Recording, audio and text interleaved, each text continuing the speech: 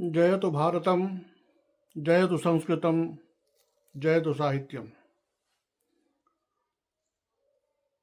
सर्वेभ्यो नमो नमः। प्यारे छात्रों, संस्कृत जिज्ञासुओं, आज हम साहित्य शास्त्र में जो 6 संप्रदाय हैं उसमें अलंकार संप्रदाय को लेकर अपनी बात उपस्थापित करते हैं। रस संप्रदाय के बाद जो दूसरा संप्रदाय हमारे सामने आता है वो है अलंकार संप्रदाय, जिसे आज हम साहित्य शास्त्र के नाम से जानते हैं। इसी का दूसरा नाम अलंकार शास्त्र भी है। अलंकार शास्त्र कहने से तात्पर्य ये है कि एक है सामान्य भाषा जो हम सामान्य बोलचाल में प्रयोग करते हैं, एक है हमारे आचार्यों की, कवियों की, महाकवियों की, शिष्ट आचार्यों की भाषा, जिनकी भाषा हमारी बोलचाल की भाषा से परिमार्जित होती है, अर्थात उससे अच्छी भाषा होती है।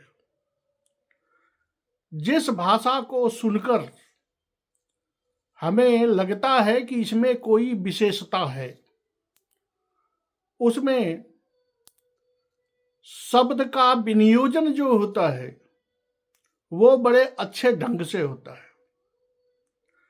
ऐसे वाक्यार्थ होते हैं जो सहृदयों के हृदय पर अपना प्रभाव डालते हैं। सहृदयों के भाव प्रवाह में वो अपना भाव मिलाने में या नया भाव जगाने में समर्थ होते हैं। जैसे अगर सामान्यतया कहा जाता है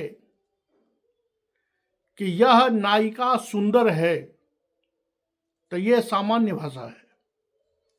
और इसी को जब कवि लिखते हैं तो वो कहते हैं कि इस सुंदर स्वरूप को देखकर चंद्रमा को भी शर्म हो आती है। तात्पर्य यही होता है कि यह बहुत अधिक सुंदर है। लेकिन जब हम कवि की भाषा सुनते हैं तो उसमें एक नया चमत्कार होता है।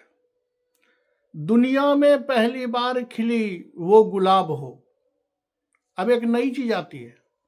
कह तो यही रहे हैं कि वो बहुत सुंदर है, लेकिन एक नया आयाम देकर, एक नई पदावली का प्रयोग कर, उपमा इत्यादि अलंकारों का प्रयोग कर जो कवि लोगों का वाक्य हमारे सामने उपस्थित होता है, तो वो हमारे चित्त पर एक नया प्रभाव डालता है। यही बातें आगे चलकर वक्रोक्तिकार भी कहते हैं दूसरी तरह से, दूसरी भाषा से। वो कहते हैं कवियों की भाषा वक्र होती है, वक्रता वहीं आती है। इस संप्रदाय के प्रवर्तक आचार्य भामह को माना जाता है। यद्यपि आचार्य भामह ने ये नहीं कहा है कि अलंकार जो है वो काव्य की आत्मा है, ऐसा उनका प्रयोग नहीं है। लेकिन अलंकार के प्रति जो उनका झुकाव है, अलंकार के प्रति जो उनका आदर है, उसको देखकर आलंकारिकों का एक समूह उनके मत को मानने के लिए तैयार है और मानता है। साहित्य जगत में यह अलंकार संप्रदाय बहुत प्रसिद्ध संप्रदाय है। आचार्य भामह काव्यालंकार के लेखक हैं। यद्यपि काव्यालंकार के नाम से आचार्य रुद्रट का भी ग्रंथ है, लेकिन आचार्य भामह का जो काव्यालंकार है वो इस विषय पर, अलंकार संप्रदाय पर अपना एक नया मत उपस्थापित करते हैं, अपना झुकाव दिखाते हैं कि भाषा में जब तक अलंकार का प्रयोग नहीं होता है तो भाषा सुंदर रहने के बाद भी उतनी चमत्कृत नहीं हो पाती जितना अलंकार प्रयोग हो जाने के बाद होता है। आचार्य भामह ने केवल काव्यालंकार ही लिखा हो ऐसी बात नहीं है, उन्होंने कुछ और ग्रंथ लिखे थे। छंदस शास्त्र पर भी उनका ग्रंथ माना जाता है, लेकिन वर्तमान में उपलब्ध साहित्य में उनका काव्यालंकार जो है वही हमारे सामने उपस्थित है। और आचार्य भामह की प्रतिष्ठा साहित्य जगत में अत्यधिक है। अभिनव भारतीकार आचार्य अभिनव गुप्त ने भी इनके ग्रंथ का उल्लेख, इनके कथनों का उल्लेख आदर पूर्वक किया है। इससे इनकी प्रतिष्ठा साहित्य जगत में विदित होती है। इनका समय लगभग 500 ईस्वी से 620-625 के अंतर्गत निर्धारित किया जाता है। अब इसके प्रमाण के लिए तो बहुत सारे प्रमाण दिए जा सकते हैं, आंतरिक प्रमाण भी और बाह्य प्रमाण भी, लेकिन वो प्रमाण इतिहास का विषय है। हम केवल इतना जानते हैं कि वो 5वीं-6वीं शताब्दी में हुए।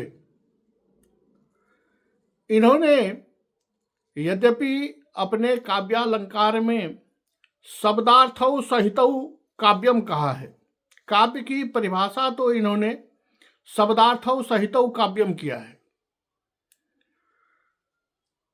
लेकिन जब अलंकार की बात आती है तो अलंकार पर इनका रुझान अधिक है।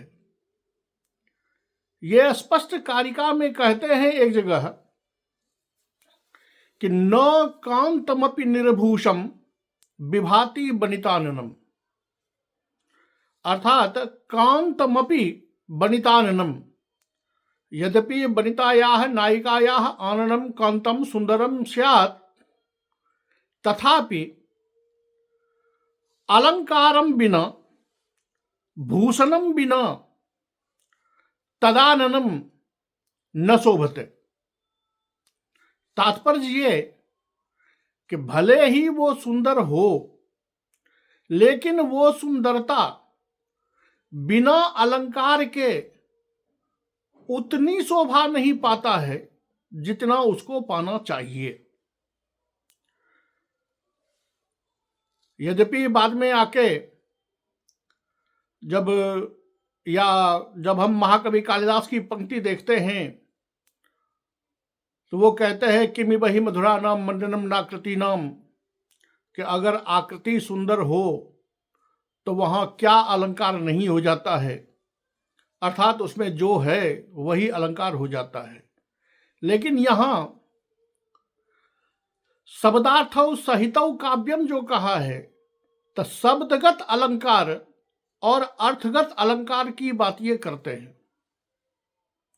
और काव्य में आप जानते हैं कि विशेषतः गुण, दोष और अलंकार की बात आती है, और इस अलंकार पक्ष के समर्थक बहुत सारे आचार्य हैं, जिनमें आचार्य जयदेव को हम सर्वोपरि माने तो कोई अत्युक्ति नहीं है। आचार्य जयदेव ने अलंकार संप्रदाय का समर्थन करते हुए आचार्य मम्मट के मत का खंडन करते हुए कहा है कि यदि अलंकार के बिना, अलंकार के अभाव में भी काव्य को काव्य माना जाता है तो बिना ताप के भी आग को आग मान लेना चाहिए। अर्थात बिना अलंकार के काव्य को मानना कदापि उचित नहीं है। अब यहां देखिए कि अलंकार जो है उससे इनका तात्पर्य क्या है, शब्दालंकार या अर्थालंकार। इनकी जो कारिका है वो कारिका कहती है कि रूप का निरलंकार तस्यान्यैर बहुधोदितः नौकांतमपि निर्भूषम विभाति वनितारणम। अन्यैः बहुधोदितः रूपकालंकारः, अर्थात इनसे पहले दो पक्ष रहे होंगे, एक अर्थालंकारवादी और एक शब्दालंकारवादी। एक शब्दालंकार को महत्व देते होंगे, एक अर्थालंकार को महत्व देते होंगे। इसलिए इन्होंने कहा है रूपकादि अलंकार, रूपक इत्यादि अलंकार जो है वो अर्थालंकार में परिगणित होते हैं और अनुप्रासादि अलंकार जो है वो शब्दालंकार में परिगणित होते हैं। तो इनके कथनानुसार अलंकार जो है वो अलंकार विशेष सौंदर्याधायक होता है, जो आगे चल के परिभाषा भी दी गई है कि सौंदर्याधायक जो होता है वो अलंकार होता है। आचार्य भामह को स्वयं दोनों पक्ष अभिष्ट है, शब्दालंकार भी और अर्थालंकार भी। वो स्वयं कहते हैं कि शब्दाभिधेयालंकार भेदादिष्टम द्वयम तुनः नः द्वयम इष्टम। द्वयम से पद है शब्दालंकार भी और अर्थालंकार भी, क्योंकि अलंकारत्व तो दोनों में है। वनिता के आनंद को विभूषित करने में दोनों समर्थ है। शब्द को भी जब आलंकारिक रूप में प्रयोग किया जाता है तो वह अवश्य सुनने में सुंदर लगता है। अगर हम जब सुनते हैं लता कुंजन गुंजन मद बदलि पुंजन चपलयन समालिंगन नंगं द्रुततरमनंगं प्रबलयन मरुन्मन्दं मन्दं दलितमरविन्दं तरलयन् रजो वृन्दं बिन्दन् किरति मकरन्दं दिशि दिशि।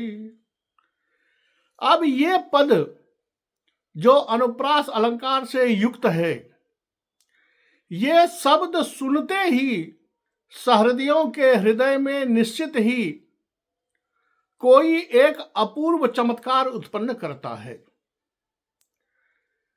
तो ये अलंकार वाक्य में एक नया सौंदर्य भरता है। यही बात आगे आकर आचार्य वामन ने काव्यालंकार सूत्र में बताया कि सौंदर्यम अलंकारः। उन्होंने पहली कारिका लिखी काव्यम ग्राह्यम अलंकारात् और दूसरी कारिका में स्पष्ट किया सौंदर्यम अलंकारः। अर्थात अलंकार क्या है तो सौंदर्य।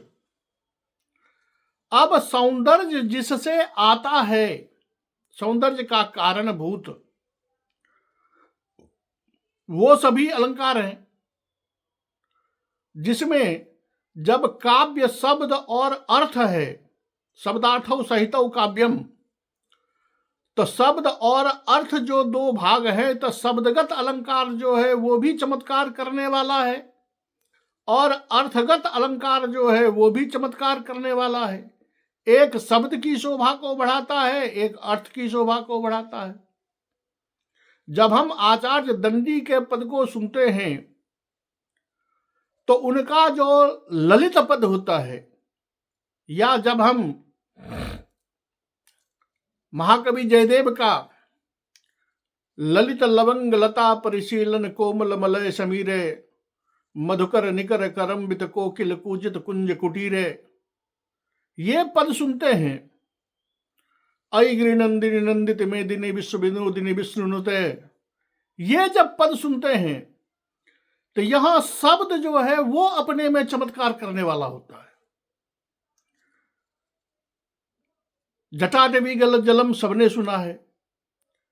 ये पद स्वयं में भावना के एक प्रवाह को जन्म देता है, एक नया चमत्कार उत्पन्न करता है। इसलिए आचार्य भामह कहते हैं कि अलंकार के बिना काव्य का सौंदर्य उतना नहीं हो पाता है जितना होना चाहिए। तो एकमात्र जो इनकी कारिका है कि नौ कांतमपि निर्भूषम विभाति बनिताननम, यही अलंकार संप्रदाय खड़ा कर देता है। लोग या उनके पीछे आए जो आचार्य हैं वो अलंकार को विशेष महत्व देते हैं कि जब तक आलंकारिक भाषा नहीं होती है, भाषा में विशेषता नहीं आती है, तब तक वो काव्य नहीं हो पाता है। कि शब्दार्थौ तो सब जगह है, शब्दार्थौ सहितौ भी हो जाए, दोनों का चमत्कार साथ साथ रहे तो भी है, लेकिन उसमें अगर अलंकार का मिश्रण हो जाए तो वो सौंदर्य को और बढ़ा देता है। इसी बात को लेकर जब ये संप्रदाय प्रवर्तित हुआ तो ये अलंकार शास्त्र भी कहलाता है। बाद में चलकर इस अलंकार पर बहुत सारे विवेचन आए। आचार्य मम्मट ने आकर के अलंकार को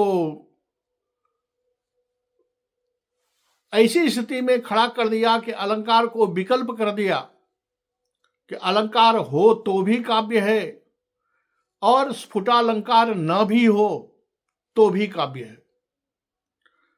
यानी उनका कहना यह हुआ कि अलंकार जो है वो काव्यत्व के लिए परमावश्यक नहीं है,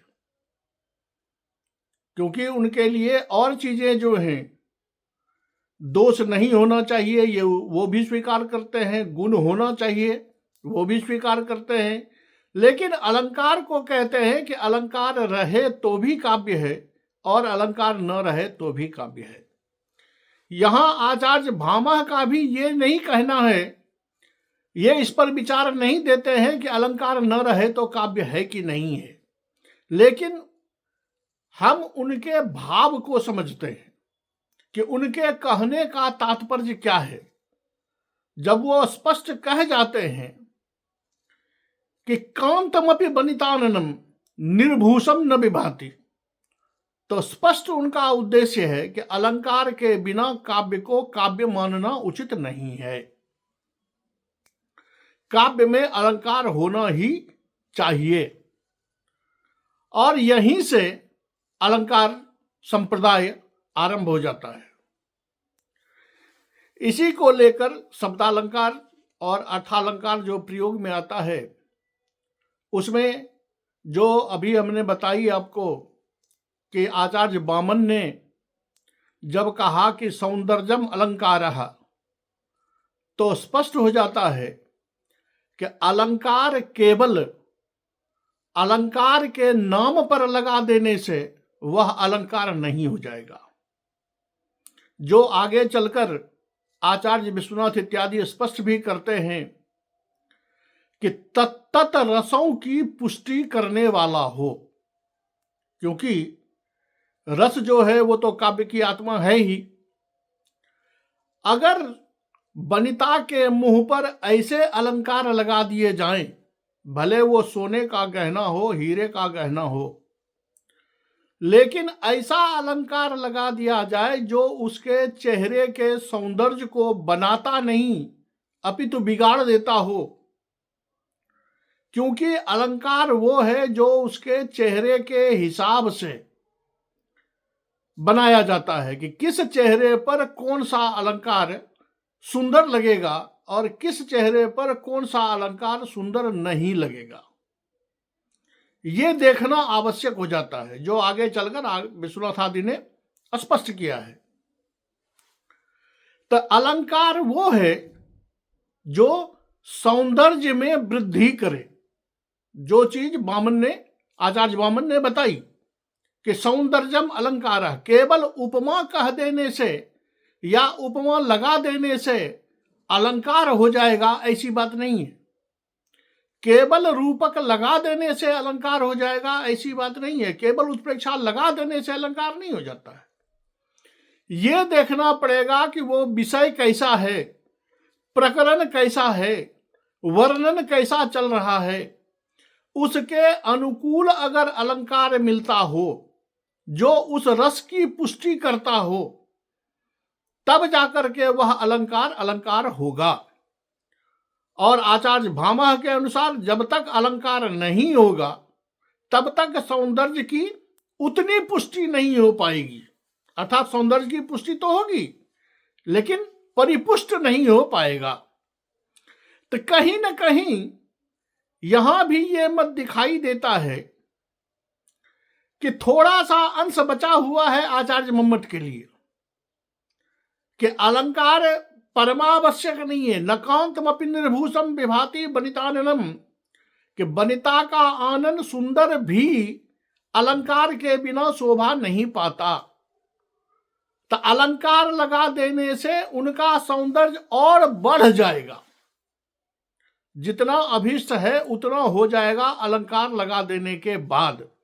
ये जो आचार्य भामह का अलंकार के प्रति अत्यधिक रुझान है, ये रुझान ही अलंकार संप्रदाय को जन्म देता है और यहीं से अलंकार संप्रदाय शुरू होता है। आप जानते हैं कि इनके काव्यालंकार में 6 परिच्छेद हैं। तीसरे परिच्छेद में इन्होंने अलंकार का विवेचन उपस्थापित किया है और अपना मत इन्होंने पहले परिच्छेद में ही स्पष्ट कर दिया है कि भेदादिष्टम द्वयं पुनः, हमें शब्दालंकार भी अभीष्ट है और अर्थालंकार भी अभीष्ट है और ये दोनों लग जाने के बाद ही काव्य में अलंकारत्व आता है, अलंकारत्व या काव्यत्व आता है, काव्य का सौंदर्य बढ़ता है। इसलिए अलंकारिकों को चाहिए, कवियों को चाहिए कि अपनी भाषा में वो अलंकार का प्रयोग करें। सारांश क्या है कि ये आलंकारिक भाषा जो है वो हमको सामान्य भाषा से उस भाषा को थोड़ा विशिष्ट बनाता है। अब ये जो विशिष्टता है पदावली की, अर्थ की, ये विशेषता ही वो अलंकार है जो काव्य में सौंदर्य लाता है। जैसे अगर किसी नायिका को देखकर कोई कहता है कि देखो यह नायिका बड़ी सुंदर है, तो इसमें सामान्य जनों के लिए भी कोई चमत्कार नहीं होता। लेकिन जब वही कोई प्रयोग करता है, अरे आज बड़े आश्चर्य की बात है कि साक्षात चंद्रिका धरती पर चली जा रही है, चंद्रिका आकाश से उतरकर धरती पर आ गई है, साक्षात कमलिनी के पांव उगाए हैं। अब ये सुनते ही लोगों की चित्तवृत्ति ढूंढने लगती है कि आखिर इसने क्या कहा, क्यों कहा, कैसे कहा। ये जो चित्त की उद्वृत्ति है, ये जो हमारे चित्त की भावना उस पद के अर्थ को ढूंढने पर एकीकृत हो जाता है, यही चमत्कार उत्पन्न करता है। यही चमत्कार है जो आचार्य जगन्नाथ आगे चलकर अपने सिंहासन में कहते हैं, कारणंच तद्वच्छिन्ने भावना विशेषा पुनः पुनः अनुसंधानात्मा। वो चमत्कार यहीं उत्पन्न होता है। इसी चमत्कार को लेकर के आचार्य भामह का ये कथन है कि जब तक ये आलंकारिक चमत्कार उसमें नहीं आएगा तब तक उस काव्य में काव्यत्व नहीं आता है। इसलिए अलंकार का प्रयोग होना चाहिए। आपको याद रखना है कि जैसे वाक्यम रसात्मकम काव्यम वक्रोक्ति ही काव्य जीवितम औचित्यम रसद्धस्य स्थिरम काव्यस्य जीवितम काव्यस्यात्मा ध्वनि ही इत्यादि कहा गया है, वैसे ही अलंकार काव्य जीवितम ऐसा नहीं कहा गया है। लेकिन तात्पर्य यही है कि अलंकार लगाने से, आलंकारिक भाषा का प्रयोग करने से वो चमत्कार पैदा होता है, वो चमत्कार उत्पन्न होता है जो सहृदयों को अलौकिक आनंद से परिचित करवाता है, जो सहृदयों को अलौकिक आनंद देता है। और इसके जन्मदाता हुए, इसके आरंभकर्ता हुए आचार्य भामा, बाद में इनके बहुत सारे समर्थक हुए, जैसे रुद्रट हैं, वक्रोक्तिकार हैं, आचार्य जयदेव हैं, ये सारे के सारे इनके समर्थक हैं। और ये एक नया संप्रदाय अलंकार संप्रदाय के नाम से सुविदित है, प्रथित है। इसे हमें जानना चाहिए और अलंकार का अध्ययन हमें करना चाहिए। अलंकार का प्रयोग हमें विषयानुकूल, प्रकरणानुकूल प्रयोग करना चाहिए, जिससे काव्यगत जो सौंदर्य है वो सौंदर्य बरकरार रहे या उस सौंदर्य में कहीं न कहीं वृद्धि होती हो। ये याद रखना पड़ेगा कि ऐसे अलंकार का प्रयोग न हो जो उस प्रकरण में आए विषयगत रस की प्रतीति में बाधक बन जाए। जो बातें आचार्य क्षेमेंद्र ने अपने औचित्य विचार चर्चा में, जब उन्होंने औचित्य संप्रदाय का प्रतिपादन किया, तो वहाँ जाकर के उन्होंने बहुत सारे औचित्य दिखाए हैं जो हम औचित्य संप्रदाय के समय में पढ़ेंगे। वहाँ जाकर के भी इसी बात की पुष्टि होती है कि अलंकार वो है जो आलंकारिक भाषा तो हो ही, शब्दालंकार या अर्थालंकार का प्रयोग तो हो ही, साथ साथ तत्त रसों की परिपुष्टि करता हो। तो ये है अलंकार संप्रदाय। इसके प्रवर्तक आचार्य भामा, उनका ग्रंथ काव्यालंकार, उनका समय 5वीं 6वीं शताब्दी, 5वीं शताब्दी का अंतिम समय और 6वीं शताब्दी के आरंभ का समय है। धन्यवाद।